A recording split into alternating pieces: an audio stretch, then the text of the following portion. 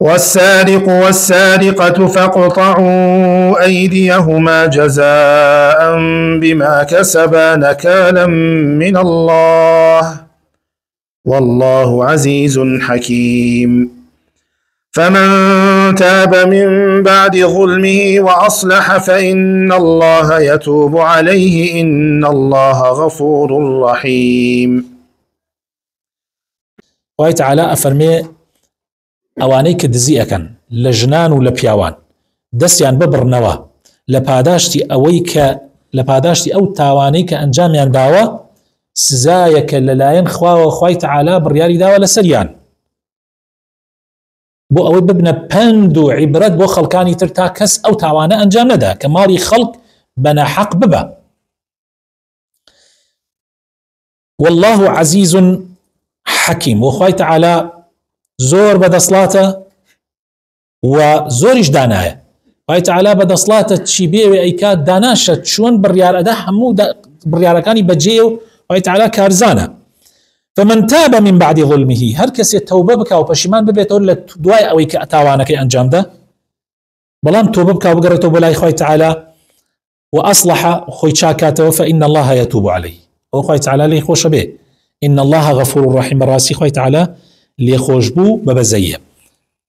بەڕێزان ئەگەر ئەم تەوبەیە پێش وەخت بکا و ماڵ و سامانەکە بگەڕێنەوە پێشەوەی بێتە لای حاکم ئەوە هەر خوای تعالی هەر لێی خۆشە بێ و تاوانەکەشی لەسەر لاجی بەڵام کە گیرا و کەوتە دەستی حاکم تۆبەیش بکە عقوبەکەی لەسەر جێبەجێ ئەکری ئیترتەوە جێبەجێ ئەکرێت مەجالی تیانە.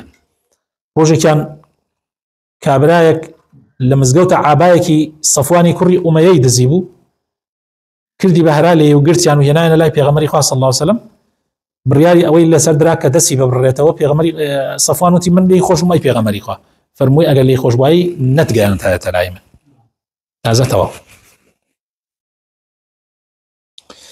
طبعا خۆشەویستەکانم مەسئلەی دەستی دز ئەبڕێتەوە چۆن بڕینەوەکەی دەستی دز ئەمە شەرت و شروتێکی زۆری لەسرە زانایان زۆر لەسەری ڕۆیشتون و قسەیان کردووە لەسەری ئایا طبعا بەم چۆن ئەبڕێتەوە هینەکەی چۆنە طبعا بڕینی ئەو بڕینە بە هەندێک معلومات و هین کۆ کردوتە لەسەری بۆ معلومات بۆ جەنابتان ئیسفادەی لێ یەکەن.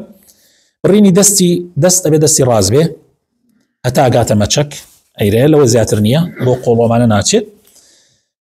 بەو مەرجە کە دزراوەکە طبعا لە شوێنی شیاوە یعنی هەڵگیرا بێ یعنی بۆ نمونە ئیسەت و ئاڵتون نابێ لەو دەشتە داینەی پارە نابێ لە بەردەمی خەڵکا بێ یعنی ئەو شتە لە شوێنی خۆیان دزە پارە بۆ نمونە ناو قاسە دەرکرابێ بۆ نمونە هەر مڵکیەک لە شوێنی خۆیان بێ لە جێگەی هەڵگرتنی خۆیان بێ دزرابێ ئەو جا دەسە بڕێتەوە ئەگەر وان نەبێ عقوبە هەیە بەس دەست نابڕێتەوە تعزیر هەیە تعزیر بەس دەست نابڕێتەوە ئەمجا بەنهێنی بردوێتی نەکوە ئاشکرا بڵێەوە من ئەی بەم و چیەکەی بکە نرخی ئەو شتەیشی کە براوە لە ڕبع مسقالێک کەمتر نەبێ ڕبع مسقالێکی عیاری 24 ئاڵتونی عیاری 24 و ئەو دزەش کە ئەیبا ئەبێت دزەکە باڵغ بێ یعنی عقلی کامل بێ و عاقل و ژیریش بێ دز تا نەبرێتە لای دادوەرەوەک و باسمان کرد بۆی هەیە ینی لێی خۆش بی بەڵام کە برا با تۆبەیش بکە عقوبەکە ئەدرێ ئەبێ مرۆڤی ئیماندار بەرامبەر بە بڕیارەکانی خوا تەسلیم بێ نەک تۆ کەسێکت گیرا و منجەمەنجی تیا بکەیت و هەزار ڕێگا بگریتە بەر بۆی نەکرێ کە خوای گەورە بڕیارێکیدا بێ بڕیارەکە جێبەجێ بکەیت و خۆتیش بی ئەبێ ئامادەی سزاکە بی و خۆی بەدەستەوە بدا بۆی خوای تعالی لێی خۆش بێ. بە کۆی دەنگ زانایان و توانە ئەگەر باوک شتی لە ماڵی کوڕی دزی دەستی نابڕێتەوە ئەگەر باوک لە ماڵی کوڕ دزی چونکە پێغەمبەری خوا صلی الله علیه و سلم حەدیثەکە فەرمووی تۆ ماڵەکە شتین باوکتن طبعا ئەگەر دایکیش بی و هەر هەمان هەشتە بە پێچەوانەکەشەوە ئەگەر کوڕ لە ماڵی باوک بیوە خلافێک هەیە طبعا لە نێوانی زانایانە بەس ئەرجەح ئەوەیە کەوا کوڕیش لە ماڵی باوک بیوە دەستی نابڕێتەوە عقوبەی تری هەیە بەس دەستی نابڕێتەوە.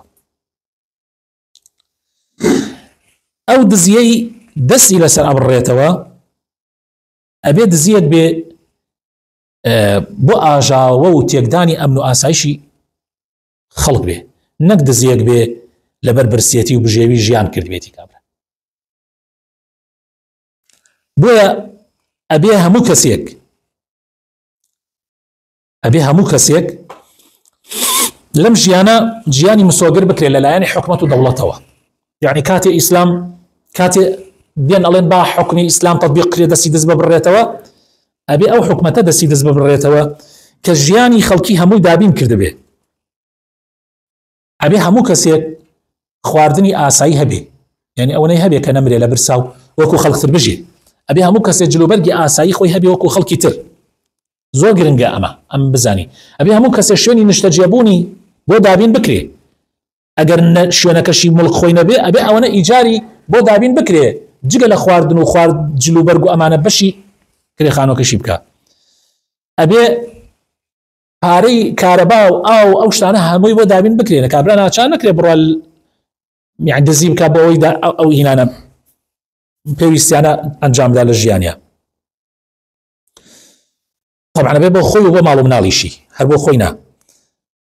ئەگەر نەتوانرا ئەمە بۆ کابرا دابین بکرێ، طبعا خۆی لەکوێوە دابین نەکرێ، خۆی ئەبێ سەرەتا ئەبێ کابرا خۆی مەسەن ئیشی بۆ فراهام بکرێ، کاری بۆ ئاسان بکرێ، وەزعی بۆ چاک بکرێ. ئەگەر نەتوانرا طبعا خزم و کەسوکاری ئەبێ هاوکاری بکە. ئەگەر نەبوو و نەیان کرد ئەبێ بەرپرسانی حکوومەتی ئەو شارە یان ئەو شوێنە ئەبێ بەو کارە هەڵسن و یارمەتی ئەو خێزانە بدەن و ئەگەر خێزان بۆ ئەگەر کەسێکیش بوو ئەو تاکە یارمەتی بدرێت تا ئەو کارانەی بۆ ئاسان بکرێت. طبعا هەموو گەنجێ ئەبێ ژیانی یعنی ئەوەندە دابین بکرێت کە ناچاری دزی نەبێ، ناچاری زینا نەبێ، بۆ هەم لایەنی دزیان لایەنی یعنی زیناش بۆ دایان پیسیش. ئەو جا تۆتوانی ئەحکامەکانی شریعەت دەست بڕین و ئەحکامی زینا و ئەم شتانە لەسەر خەڵک تەطبیق بکەی. ئەگینا ئەگەر نەکرێ ئین نابێ. ئەمجا جگە لەوەیش ئەمجا تەماشاکرێ ئەو دزیەکە کردێتی سەیرەکرێزان نەک شوبهە بێ، نەک بۆ نمونە ماڵی حکوومەت شتەکەی جیاوازە، حکومەکەی جیاوازە، ماڵی حکوومەت کابرا ئەڵێ بەشی منی تایە، بۆ یە کاتی ئەبرێمە جۆرێک لە شوبهەیە، بۆ نمە دزی لە کارەبا، دزی لە ئاو یان دزی لە هەر شتێکی تر، کابرا ئەڵێ من حەق خۆمە. وانە ئەوەل طبعا ئەوە دادوەر ئەبێ لەو کاتە ئەمانە هەمووی ڕەچاو بکە، ئەو جاتوانێ بڕیار بدا لەسەر ئەوەی کەسێک دزی کرد دەستی بە بڕێتە. ئامانە زۆر گرنگە.